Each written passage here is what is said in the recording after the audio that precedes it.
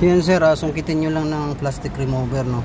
Dito sa side, dito sa ibabaw,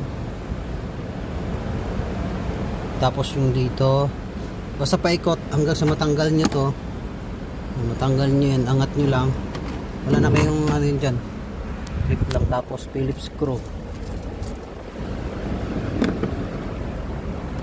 Phillips screw, tanggalin nyo yung 4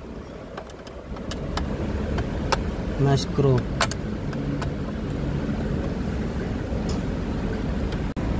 Pag natanggal nyo na, tanggalin nyo yung ito, yung sa 8 pin sa harness. Dito yung galing sa gitna. Yan, tanggalin nyo, tapos isakit nyo na yung harness dyan. So yan, nakunik nyo na dyan, nakasakit na, nakawire na kayo, no?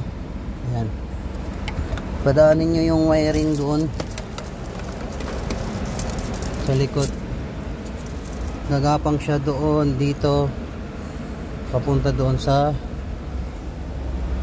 dito, diyan, hanggang doon sa likod.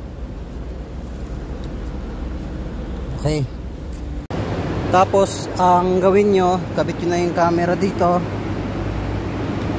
Yan, tapos palusutin nyo yung wire dito sa plate light, lalabas dito. Tapos yung wire na galing dun sa loob, ito is dadaanin natin dito.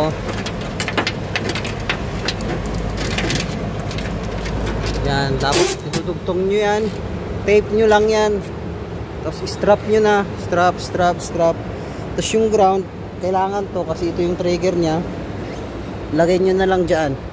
May lagayan ng ground dito, ayan o,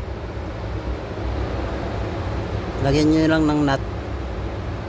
Tapos testing nyo, okay na yan. Alright,